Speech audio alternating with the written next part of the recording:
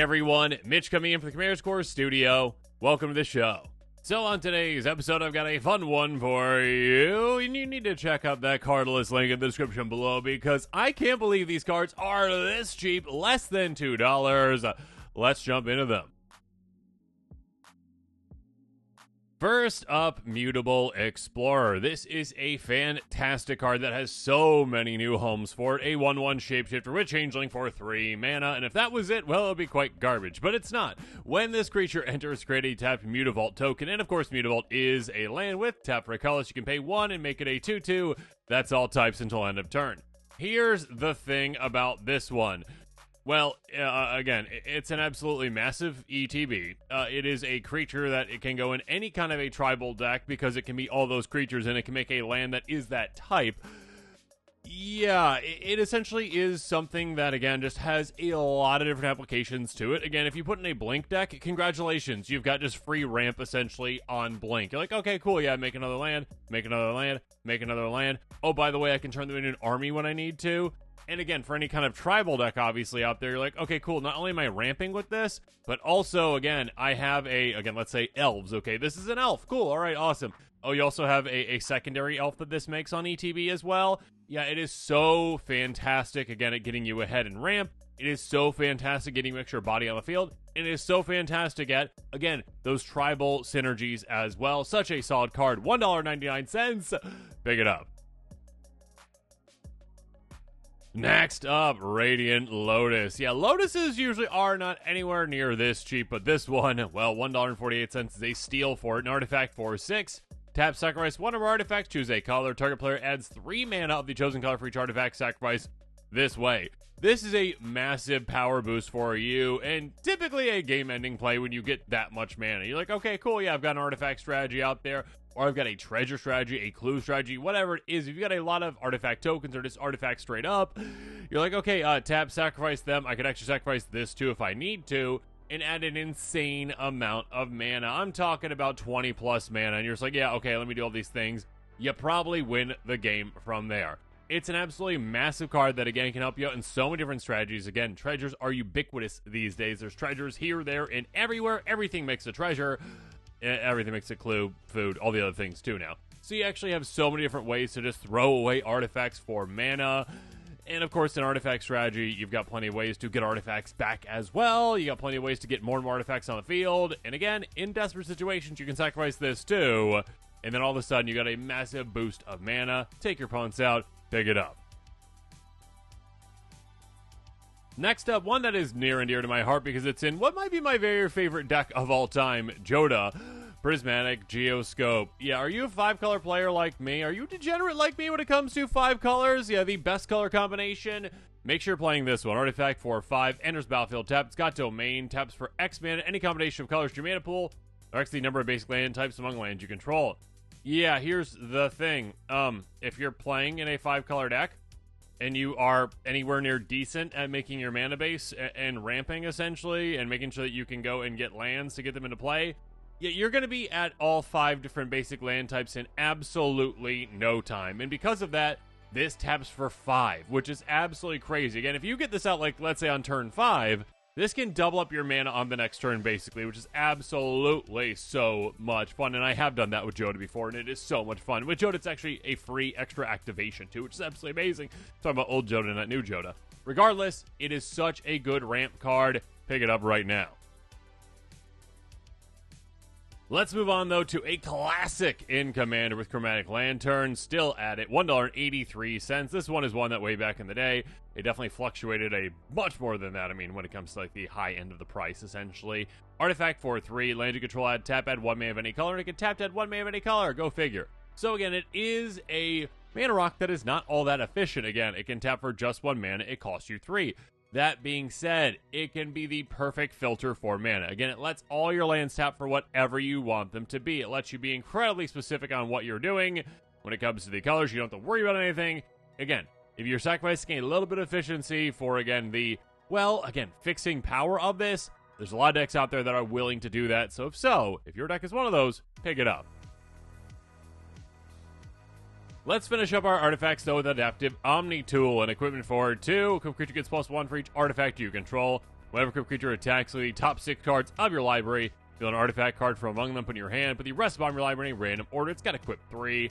Yeah, this helps out in a lot of different ways. Again, literally just for an artifact strategy out there. Or again, like I mentioned earlier with the Lotus, treasures, clues, food. A lot of different strategies out there that just make a bunch of artifact tokens too. You slap this on a creature and all of a sudden that is the biggest creature on the board. Oh, and by the way, attacking and then just getting free value off the top of your library. Again, if you are in an artifact type strategy, or if you're not, if you're going to have like mana rocks or whatever in your deck, you might hit those too. Get that free off the top of your library. It gives you, again, the muscle to get through, essentially, to hit hard, but it also gives you, again, the brain power to get cards off the top of your library to fill your hand. Such a solid card. Great for equipment strategies as well. Pick it up. Next up, Urza just hanging out in caves, apparently. Anyways, Urza's Cave is a land, Urza's Cave. I always find that kind of funny when it does that. It's like, yeah, okay, I guess it makes sense kind of in a magic sense, but also it's kind of weird when it's like, yeah, the type is the name. Okay, sure. All right, tap strike colors, pay 3, tap sacrifice it, search life for any land card put on the battlefield, tap then shuffle. Yeah, typically when it comes to lands, tutoring for lands, it's usually like, you get basics, which is great and amazing and huge. Being able to go, okay, go get the basics, fix your mana.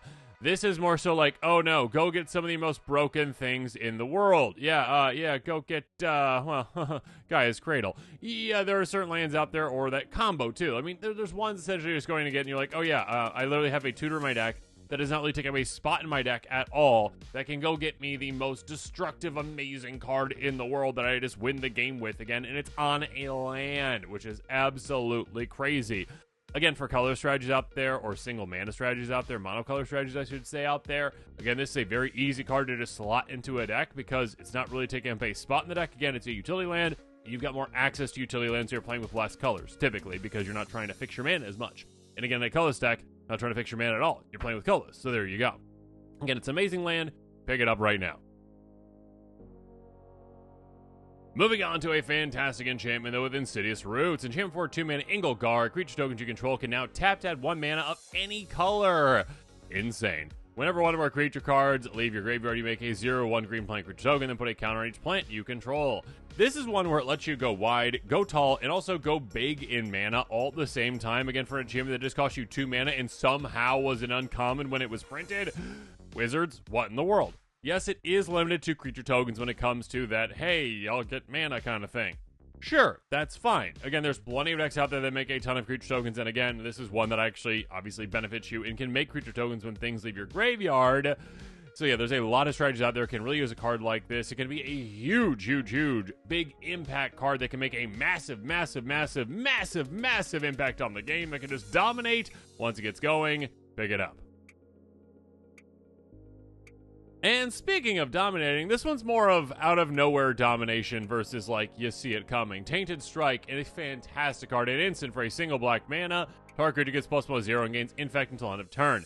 There are very few, again, like those combat tricky cards that are like, yeah, that could just end the game on its own. Yeah, this can just end the game on its own. And you don't even have to do anything sometimes. Literally, it could be like one opponent attacking another, and you're like, oh, they're swinging at that player. Oh, they're getting through. Okay, I mean, that's a pretty big creature. That's like a 9-power creature right there, okay? Oh, yeah, but they've got, like, 50, 60 life, whatever it is. They think they're fine. Okay, I give it ++0 in Infect. Okay, the other player's gone now. I just played a 1-mana instant that said target player loses the game, basically. Obviously, most of the time, that is kind of like a perfect scenario when one opponent takes the other one out for you. This is like more so, yeah, you are the one who's taking players out with it. It's still an amazing effect when it happens. It's just much more funny when it's like one opponent attacks another one, just like, I've got 1 mana open. Boop, you're gone. Yeah, there's going to be some saltiness at the table when that happens, potentially. But yeah, being able to just go, okay, I turn any of my creatures basically into just in general, like a ×4 when it comes to power in a way. Again, like, let's say that you have, again, 40 life for an opponent. It would take a 40-power creature to take them out. No, let's not consider commander damage right now, okay? It would take a 40-power creature to take them out. So if you swing at someone with a 9-power creature, they're like, no, yeah, you can't take me out with that. There's no way for you to, like, +1 ×4 it. This is basically that, again, being able to just have that cheat code of poison essentially being just at 10. You take someone out of absolutely nowhere. It's an amazing card. Pick it up right now. $1.84. Next up, Supreme Verdict. Such a solid card. Sorcery for 4 mana. in Azorius, Supreme Verdict can't be countered to all creatures. It's very, very simple. It's like, okay, I want to get rid of the board. And then you say, you can't stop me from getting rid of the board. There are very few ways to stop this. I mean, there are certain ways, again, like a bounce spell, essentially, like, hey, yeah, bring that spell back to your hand. It didn't happen, okay? Sure, that can happen. But times that actually happens are few and far between. In the vast majority of time, this is a guaranteed, hey, I really need to get rid of the board. Blue mage over there that's trying to counter my stuff. Not happening. I am just getting rid of the board. I want the creatures gone. They are guaranteed gone with this, basically. They are gone. It's Wrath of God, plus basically an extra blue, just to make sure that you can actually get it through. So make sure you pick this one up for any of those scenarios where you're just like, you know what? I really need to clear the board, so let's clear it right about now. And finally, Vesuva. Again, we're like, Urza's Cave in a way can be any land by tutoring for it. Vesuva can be an extra copy of any land, which is absolutely amazing. I mean, I guess you could go like, Urza's Cave into Vesuva. Sure, you definitely could. And then, you know, I guess if your opponent's got like a Guy's Cradle, you're like, okay, cool, I have a Guy's Cradle now. There you go. Anyway, say land that says enter the battlefield, tap as a copy of any land on the battlefield, $1.87. An absolute steal for this one again. Again, at the very least, this could just be like, oh, okay, well, hey, I've got like a command tower in play. Cool. It's an extra command tower. It's absolutely amazing. Help me fix my mana. Awesome. Great. Good for me. Or again, if you've got a Gaia's Cradle, and now you've got a second Gaia's Cradle, not that you really need to, but it's a lot of fun when you can. There's certain kind of strategies out there where this can come in really, really, really huge. Or just again, if an opponent has a really good land in play, you're like, oh, that's my land now. Thank you. It's a very flexible land that can help you out in so many scenarios. Pick it up. And with that, this episode is come to a close. Make sure you comment below with your thoughts on it. And of course, as always, thanks again and have a good one.